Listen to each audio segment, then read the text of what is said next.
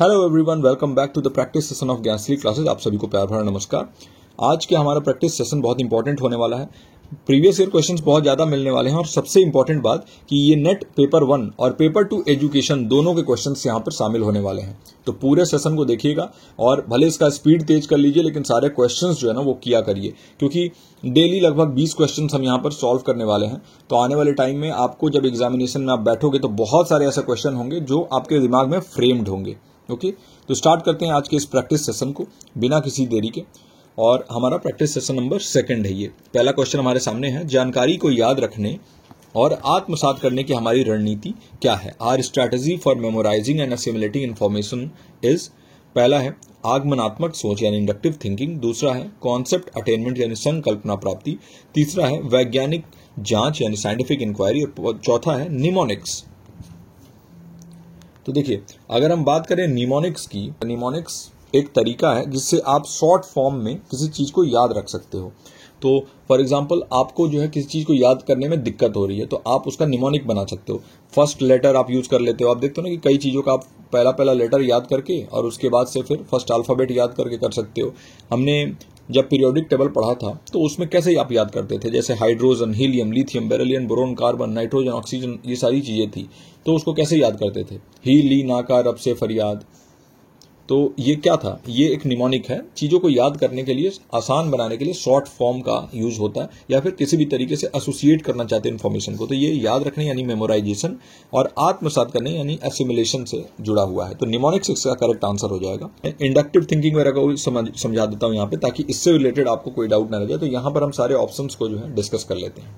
Inductive thinking क्या होता है, ये एक ऐसा, इसमें रीजनिंग इन्वॉल्व होता है जहां पर आप स्पेसिफिक से जनरल की तरफ आ जाते हो, है ना। याद रखिएगा, कोई भी चीज अगर स्पेसिफिक टू जनरल आप जा रहे हो, यानी विशिष्ट से सामान्य की ओर जाने वाली जो लर्निंग होती है, थिंकिंग होती है, उसको इंडक्टिव थिंकिंग कहते हैं। कॉन्सेप्ट अटेनमेंट आप जाते हो, एक प्रोसेस है जिसमें आप समझते हो और फॉर्म करते हो कॉन्सेप्ट्स को, कोई भी एग्जाम्पल्स के थ्रू या नॉन एग्जाम्पल के थ्रू, है ना। ये आपको हेल्प करता है लर्निंग में, ताकि आप बिल्कुल ही जो है अच्छे तरीके से किसी चीज को याद रख सको। अगला है साइंटिफिक इंक्वायरी। तो देखिए, यहाँ पर क्वेश्चंस पूछ के और एम्पेरिकल एविडेंस के बेसिस पे जो भी आंसर मिलता है उससे आप चीजों को याद करते हो। तो मतलब साइंटिफिक इंक्वायरी का मतलब यही हो गया कि आप कैसे रिसर्च और इन्वेस्टिगेशन करते हो मेमोराइजेशन के बजाय, यानी इसमें जो है ना रटने के बजाय, आप चीजों को मेमोराइज करने के बजाय रिसर्च और इन्वेस्टिगेशन पे ध्यान देकर लर्निंग करते हो। तो ये वो है। अगला है internal and external criticism of processes involved इन। इसमें शामिल प्रक्रियाओं के आंतरिक और बाह्य आलोचना है। पहला है हिस्टोरिकल रिसर्च, दूसरा है सर्वे रिसर्च, तीसरा एक्सपेरिमेंटल रिसर्च, चौथा है एक्स पोस्ट फैक्टो रिसर्च। ये भी प्रीवियस ईयर क्वेश्चन है, जस्ट आपके पिछले एग्जाम में आया हुआ क्वेश्चन है। तो देखिए, कह रहा है कि internal and external criticism of processes involved इन। तो किस प्रोसेस, मतलब इसमें से जो रिसर्च दिया हुआ है इनमें इंटरनल और एक्सटर्नल क्रिटिसिज्म के प्रोसेसेस इन्वॉल्व होते हैं कौन से वाले रिसर्च में। तो देखिए, अगर इसका सही उत्तर आपको बताऊं तो ये होगा हिस्टोरिकल रिसर्च। हिस्टोरिकल रिसर्च क्या होता है, यहाँ पर आप जो है ना चीजों को, उसके हिस्ट्री में जो घटी चीजें हुई हैं उनको डॉक्यूमेंट्स के बेसिस पे रिसर्च करते हो। और देखिए, ये इंटरनल क्रिटिसिज्म होता है इसमें, जिसमें आप ये देखते हो कि जो भी कंटेंट या डॉक्यूमेंट है जिसको आप एक्सेस कर रहे हो, तो वो कितना ज्यादा वैलिड है, या फिर उसकी जो क्रेडिबिलिटी है वो कितनी है, वो सही है कि नहीं है, ये जांचते हो आप। तो इंटरनल क्रिटिसिज्म होता है। और एक्सटर्नल क्रिटिसिज्म किसे कहते हैं, आप किसी चीज के ऑथेंटिसिटी या ओरिजिन, जब भी उसका उद्गम कहीं से हुआ, कितना ऑथेंटिक है, ये दोनों ही इवेलुएट करते हो, तो इसको आप कहते हो एक्सटर्नल क्रिटिसिज्म। तो दोनों ही इंपॉर्टेंट है हिस्टोरिकल रिसर्च के लिए। इंटरनल क्रिटिसिज्म जहां पर आप क्रेडिबिलिटी ऑफ द कंटेंट देखते हो, और एक्सटर्नल क्रिटिसिज्म जहां पर आप ऑथेंटिसिटी एंड ओरिजिन देखते हो। सर्वे रिसर्च आपको मालूम है, इसका फोकस होता है डेटा को गैदर करना सैंपल से, और इसमें जो है ना वो हिस्टोरिकल डॉक्यूमेंट्स के क्रिटिसिज्म इन्वॉल्व नहीं होते हैं, तो ये नहीं होगा। एक्सपेरिमेंटल रिसर्च आपको मालूम है, यहाँ पर हाइपोथेसिस टेस्टिंग होता है, मैनिपुलेशन होता है वेरिएबल्स का, और यहाँ पर जो है ना कॉज एंड इफेक्ट रिलेशनशिप के बारे में हम बात करते हैं। यहाँ पे भी इससे कोई मतलब नहीं है। और एक्स पोस्ट फैक्टो रिसर्च, तो ये जो है ना जो एग्जिस्टिंग कंडीशंस हैं और रिलेशनशिप है उसको स्टडी करने के लिए होता है। जो चीजें घटित हो जाती हैं उसको, इसमें कोई मैनिपुलेशन आप नहीं कर सकते हो, तो नो मैनिपुलेशन।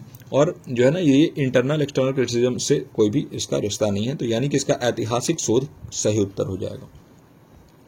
अगले क्वेश्चन में, again this question is a previous year question, आपके एजुकेशन पेपर का क्वेश्चन है।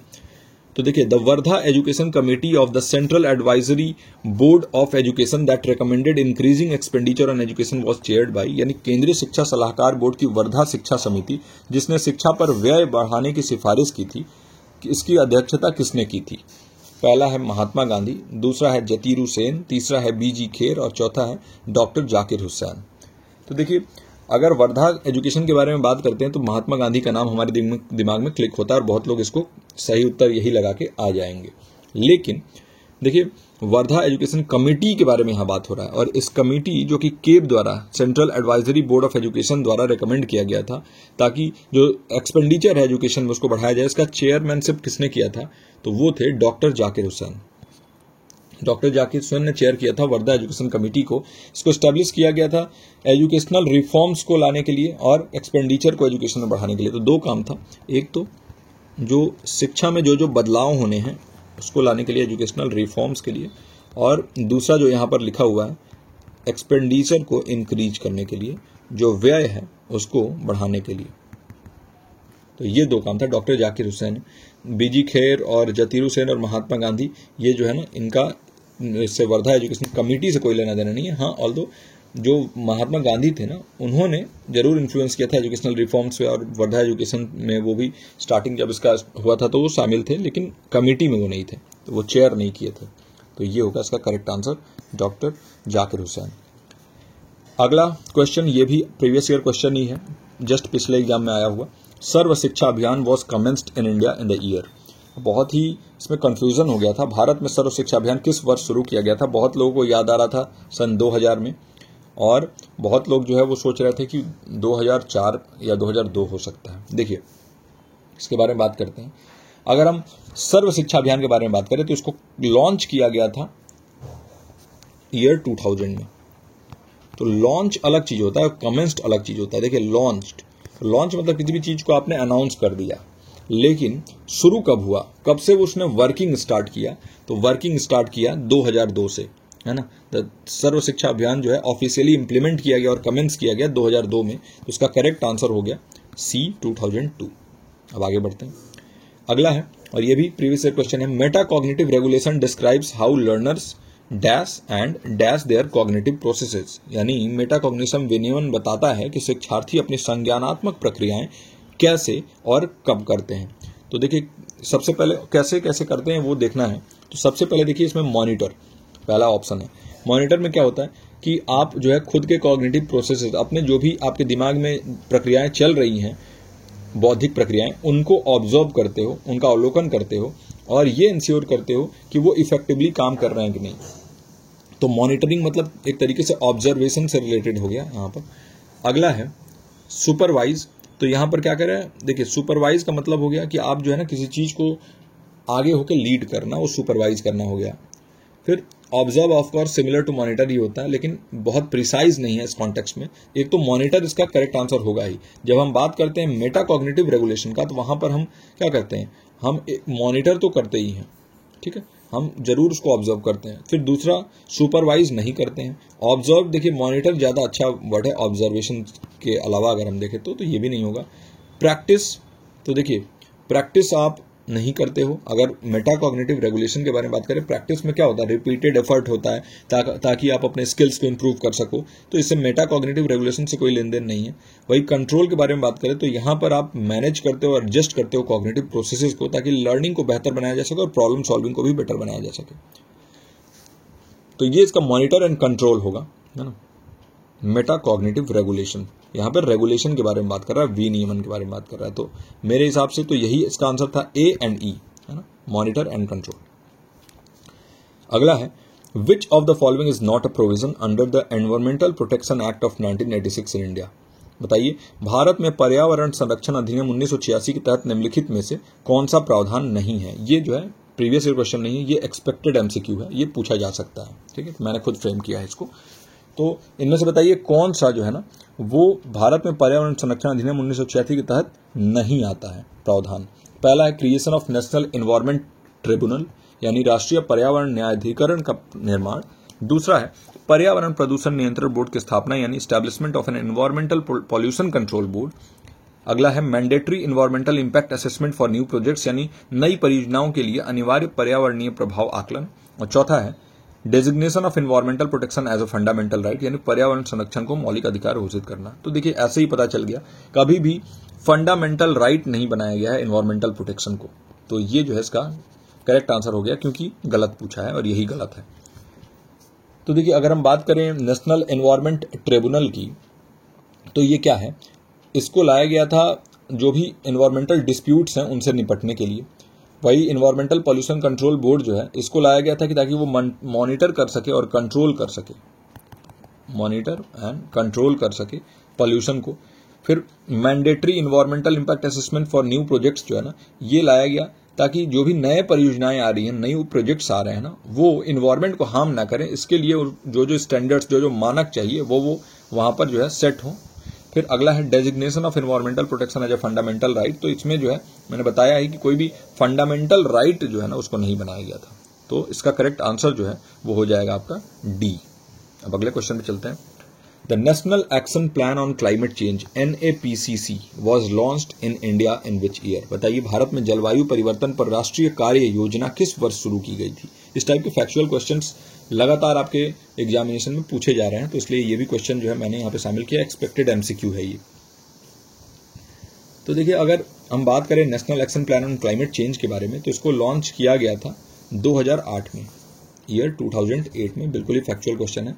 और इसको जो है ना वो मेनली लॉन्च किया गया था कोई भी एक्शन प्लान बनाने के लिए, जो भी हमारे क्लाइमेट चेंज हो रहा है ना, यहाँ पर जलवायु परिवर्तन उससे निपटने के लिए। तो NAPCC ये जो है 2008।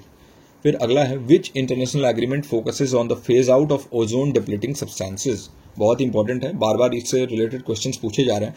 कौन सा अंतर्राष्ट्रीय समझौता ओजोन क्षयकारी पदार्थों को चरणबद्ध तरीके से खत्म करने पर केंद्रित है। तो जब हम चरणबद्ध तरीके से खत्म करने और दूसरी चीज की ओजोन क्षयकारी पदार्थ के बारे में बात करते हैं, तो तुरंत आपके दिमाग में क्लिक होना चाहिए मॉन्ट्रियल प्रोटोकॉल। क्योंकि देखिए मॉन्ट्रियल प्रोटोकॉल जो है ना ओजोन से रिलेटेड था। आपको मैंने बताया था, देखिए ON यहाँ पे लिखा हुआ है मॉन्ट्रियल में। ON से आप समझ सकते हो ओजोन। देखिए ओजोन में भी O और N आ रहा है ना। तो इससे मैंने आपको लर्न कराया था कि मॉन्ट्रियल प्रोटोकॉल यानी ओजोन से रिलेटेड है। और ये इसको लाया गया था ताकि ये एड्रेस करे जो सब्सटेंसेस हैं जो डिप्लीट कर रहे हैं ओजोन लेयर को, उनको फेज आउट करने में हेल्प करे। तो ये इसका करेक्ट आंसर हो जाएगा। पेरिस एग्रीमेंट का फोकस था क्लाइमेट चेंज मिटिगेशन के लिए था ये। तो जो भी जलवायु परिवर्तन से निपटने की सारी चीजें थी वो पेरिस एग्रीमेंट। फिर Kyoto protocol, green house gas emission को रिड्यूस करने की बात यहाँ पे की गई थी। ग्रीन हाउस गैस एमिशन को रिड्यूस करने की बात की गई थी। और रियो समिट जो है ना, ये अर्थ समिट भी इसको बोला जाता है। और ये इसने सेट किया था अलग अलग इन्वायरमेंटल गोल्स, लेकिन ओजोन डिप्लीशन पे इसका मेनली फोकस नहीं था। तो इसलिए इसका करेक्ट आंसर हो जाएगा सी, मॉन्ट्रियल प्रोटोकॉल। अगले क्वेश्चन पे चलते हैं। आई होप कि अभी तक ये सारे क्वेश्चंस आपको अच्छे लग रहे हों। बहुत अच्छे अच्छे क्वेश्चंस हैं और आपकी अच्छी प्रैक्टिस होने वाली है। डेली हमारे इस चैनल पर जरूर आया करिए, यहाँ पर प्रैक्टिस सेशन आपको डेली मिलने वाला है। Which summit led to the adoption of convention on biological diversity. किस शिखर सम्मेलन में जैविक विविधता पर कन्वेंशन को अपनाया गया। बहुत इंपॉर्टेंट है। और देखिए अलग अलग तरीके से इस क्वेश्चन पूछा जाता है। बात जब हम करें कन्वेंशन ऑन बायोलॉजिकल डाइवर्सिटी की, तो इसको अपनाया गया था रियो समिट में। रियो समिट को अर्थ समिट के भी नाम से जाना जाता है। 1992 में ये हुआ था, 1992 में ये हुआ था। और कहाँ हुआ था, नाम से ही पता चल जाएगा, रियो डी जेनेरो। ये ब्राजील का कैपिटल है, रियो डी जेनेरो। और वहां ही हुआ था। CBD को वहीं अडॉप्ट किया गया था, कन्वेंशन ऑन बायोलॉजिकल डाइवर्सिटी। ये कन्वेंशंस थे।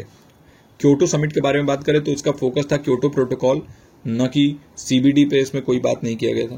पेरिस समिट में यहाँ पर Paris agreement on climate change जो आया था वो, और वियना समिट जो है ना, ये CBD से रिलेटेड था ही नहीं। तो रियो समिट इसका करेक्ट आंसर हो जाएगा। अर्थ समिट के भी नाम से जाना जाता है। अब अगला क्वेश्चन है, the Kyoto protocol primarily aimed to. Kyoto protocol का मुख्य उद्देश्य क्या था। पहला है establishing a global solar energy alliance, यानी एक वैश्विक सौर ऊर्जा गठबंधन स्थापित करना। दूसरा है reducing green house gas emission, यानी ग्रीन हाउस गैस उत्सर्जन को कम करना। तीसरा है जैव विविधता संरक्षण को बढ़ावा देना, यानी प्रमोटिंग बायोडाइवर्सिटी कंजर्वेशन। और चौथा है अंतरराष्ट्रीय व्यापार को बढ़ाना, एनहेंसिंग इंटरनेशनल ट्रेड। तो क्योटो प्रोटोकॉल के बारे में अगर बात करें तो इसका एम क्या था, इन चारों में से बताइए। तो देखिए, क्योटो प्रोटोकॉल अभी हमने बात किया था कि ग्रीन हाउस गैस एमिशन को रिड्यूस करना इसका मुख्य लक्ष्य था, ग्रीन हाउस गैस उत्सर्जन जो है वो कम हो जाए। तो एक ग्लोबल सोलर एनर्जी अलायंस को स्टैब्लिश करने का कोई भी एम जो है ना क्योटो प्रोटोकॉल में बात नहीं किया गया। बायोलॉजिकल डाइवर्सिटी या बायोडाइवर्सिटी कंजर्वेशन वाला जो बात था वो अर्थ समिट में हुआ था, अभी हमने देखा था, तो ये भी नहीं होगा। और इंटरनेशनल ट्रेड को इनहेंस करने की बात यहाँ नहीं की गई थी, है ना। तो बात हो गया ये करेक्ट बी आंसर। अगले क्वेश्चन पे चलते हैं। Which agreement is designed to enhance international cooperation on solar energy and other renewables, यानी सौर ऊर्जा और अन्य नवीकरणीय ऊर्जा पर अंतर्राष्ट्रीय सहयोग बढ़ाने के लिए कौन सा समझौता किया गया है? पहला है पेरिस एग्रीमेंट, दूसरा है मॉन्ट्रियल प्रोटोकॉल, तीसरा है इंटरनेशनल सोलर अलायंस एंड अंतर्राष्ट्रीय सौर गठबंधन, और चौथा है रियो कन्वेंशन।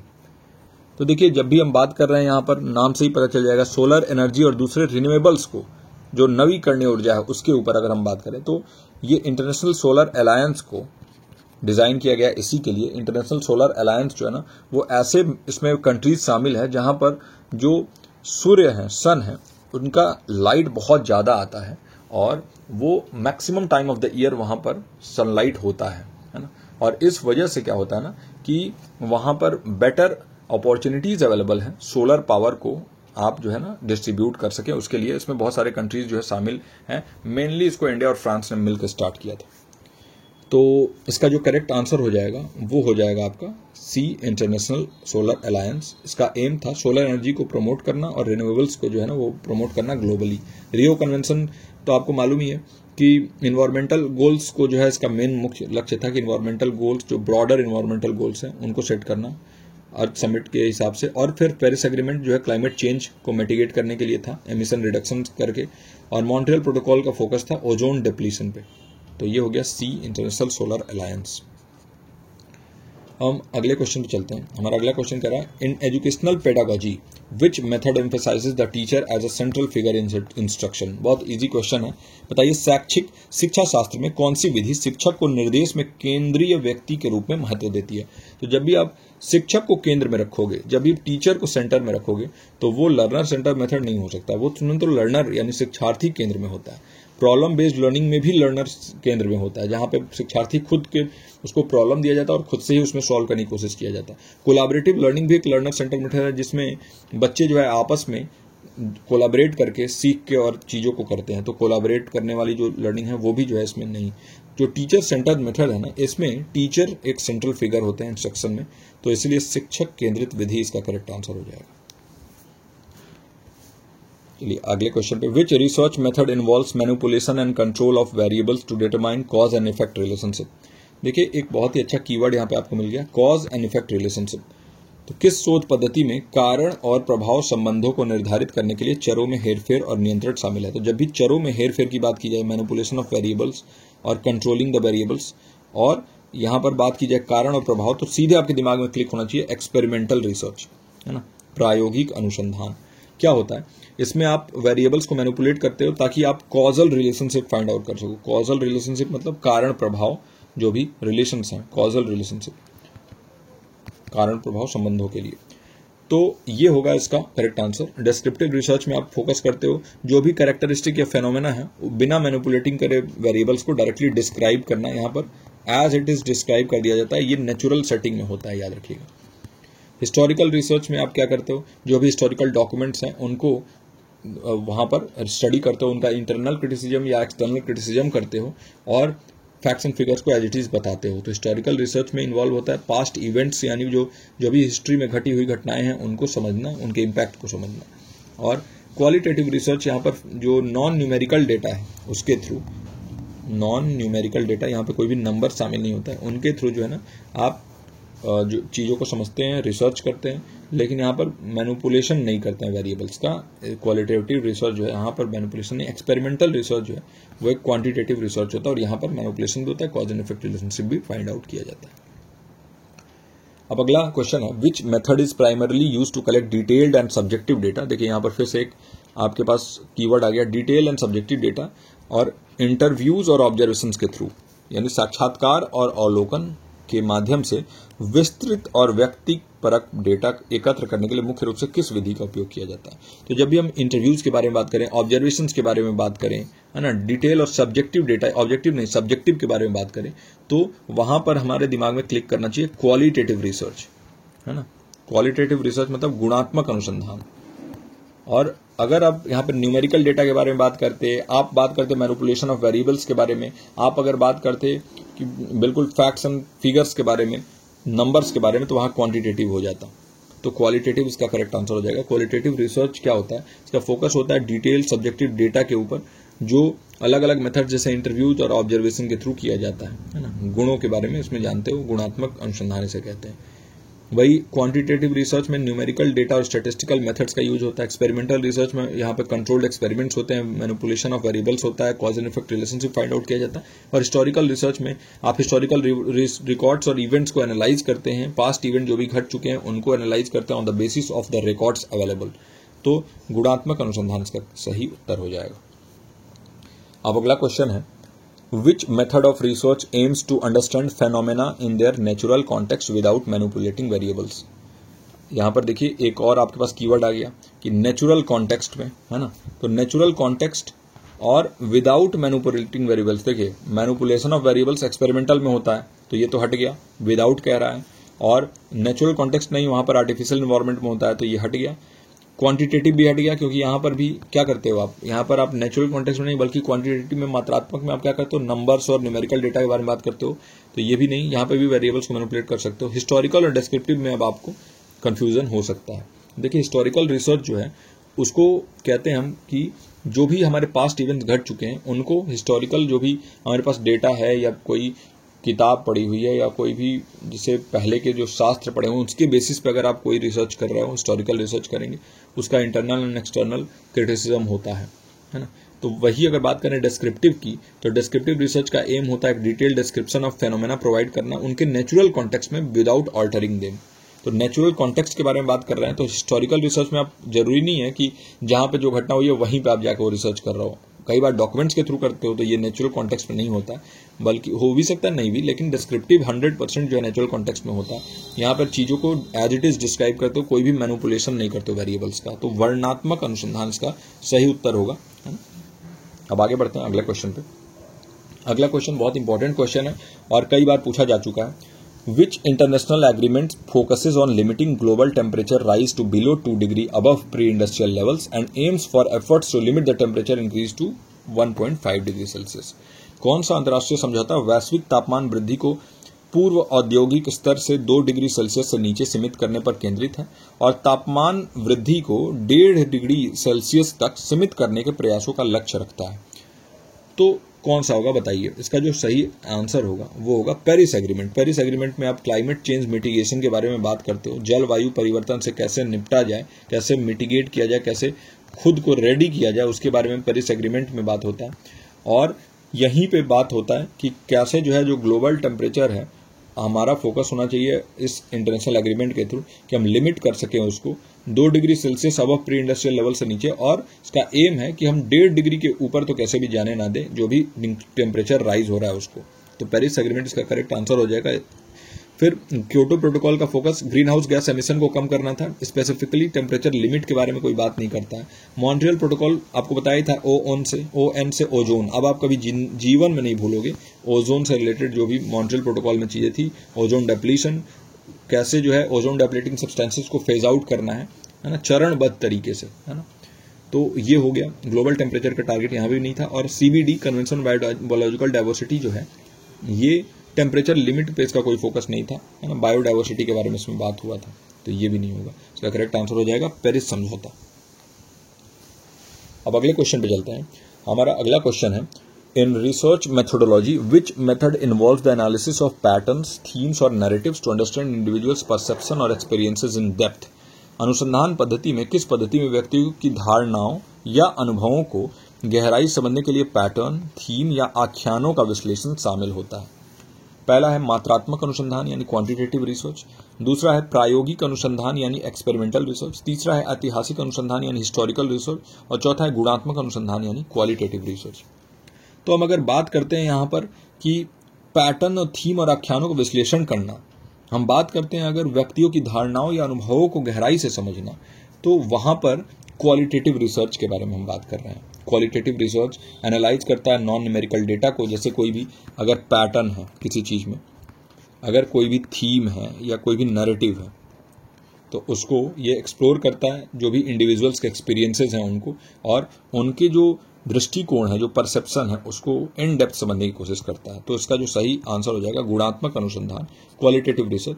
और हिस्टोरिकल रिसर्च के बारे में बार बार बताया गया है कि ये हिस्टोरिकल इवेंट्स को एग्जामिन करता है और रिकॉर्ड करता है, ताकि पास्ट अकरेंस जो है उनको समझ के और फ्यूचर में आने वाले जो भी अगर ऐसा कोई अकरेंस होगा तो उसमें हम सीख के उस सीख से कुछ ना कुछ जो है ना पहले से प्रोएक्टिव मोड में कुछ कर सकें। एक्सपेरिमेंटल रिसर्च में आप एक्सपेरिमेंट को कंट्रोल करते हैं और कॉज एंड इफेक्ट रिलेशनशिप को स्टैब्लिश करते हैं। वही क्वांटिटेटिव रिसर्च जो है स्टैटिस्टिकल मेथड्स को और न्यूमेरिकल डेटा को यूज करता है वेरिएबल्स को एनालाइज करने के लिए। तो इसका जो करेक्ट आंसर होगा वो होगा क्वालिटेटिव रिसर्च।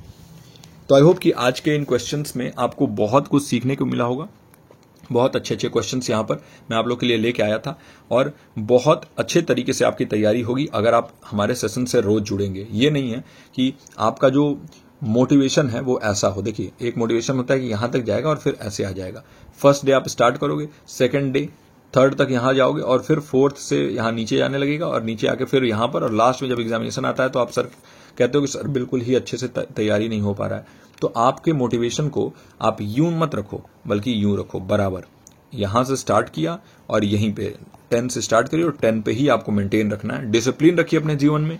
अपने जीवन में बिल्कुल एक मंत्र याद रखिए कि अगर आप चीजों को लगातार अच्छे तरीके से रोज रोज करते हो तो सक्सेसफुल होने से आपको कोई रोक नहीं सकता। इसी पॉजिटिव नोट के साथ इस प्रैक्टिस सेशन को यहीं एंड करते हैं। मैं मिलता हूं आपसे अगले सेशन में। टिल देन आप अपना और अपनों का ख्याल रखिए। नमस्कार।